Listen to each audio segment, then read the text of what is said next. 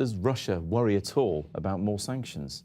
Well, Russia is worried by the campaign, this hysteria surrounding the downing of the plane and what is happening, generally with the media calling, Putin a fascist and so on.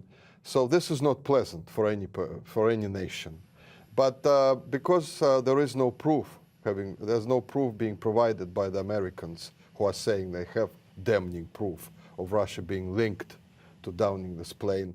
I don't think. Where else did the Russian rebels get this weapon from? A ground Well, the Russian missile? Ministry of Defense has provided their own imagery, satellite imagery, and it shows the Ukrainian army moving their anti-aircraft systems into the area 2 days before the crash. Either way, will there be diplomacy going on behind the scenes, do we think? Well, there's always diplomacy going on behind the scenes, because I was a troubleshooter for the Kremlin. That was my job, to do diplomacy behind the scenes, and it is continuing. But unfortunately, at the moment, Americans are not receptive.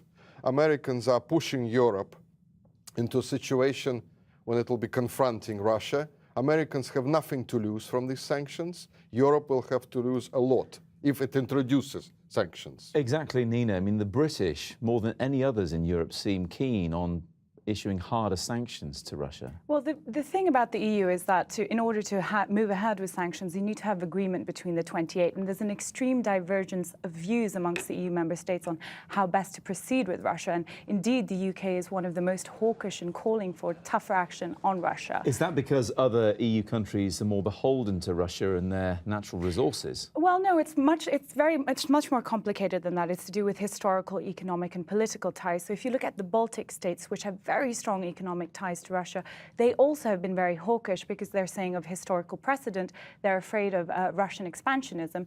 Whereas if you look at countries such as France, they've been less keen to do so because they have a pending military deal with Russia. Well, exactly. They're about to send 2 warships from France to Russia, aren't they? Or maybe not if these sanctions go ahead. Will Russia be bothered about that at all, Alexander? Well, to a certain extent, yes, it impacts on Russia. We can't say, there's nothing happening at all. But I think that Europe will have to think twice because Europe cannot afford to lose so many contracts and so many deals at this time. Who needs who most? Does Russia need the EU or vice versa? To be honest, I think they need each other. I don't think that, somebody can say, no, Russia doesn't need Europe or Europe doesn't need Russia. We're very well intertwined I at the think moment. that Europe and Russia should say no to America. America is playing a dangerous game. America is bankrupt. Its economy is in a terrible shape. Well, anyway. Yeah, I just want to move on to Nina very quickly. And Nina, with the West perhaps forcing Russia's hand in some way, is it going to force them to look towards the East and to China and forming stronger alliances there? Well, Russia's already been doing so, and in fact, Russia signed an energy deal with China earlier this year. However, it's true that the EU and Russia are still economically very bound up, and especially when it comes to the energy sector. And if there were broad sanctions on the Russian energy sector as a whole, that would hurt the EU and Russia. What I expect the EU will do now is continue with those targeted sanctions, which they've already undertaken. So that's visa freezes, asset freezes and visa bans on certain individuals, and hit certain companies, which the US has been pressuring the EU to do as well.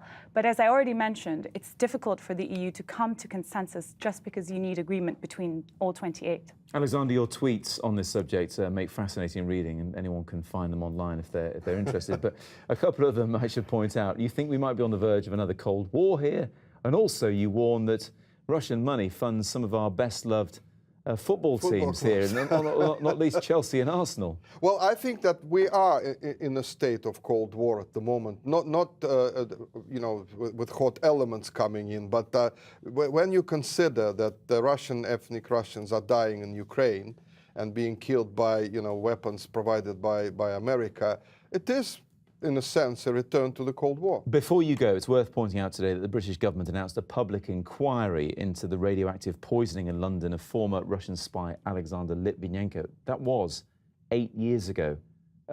Both to you briefly, a coincidence that it's been announced today, Alexander first? Of course it was no coincidence. It was to put more pressure on Russia, especially at the time when sanctions were discussed. Nina?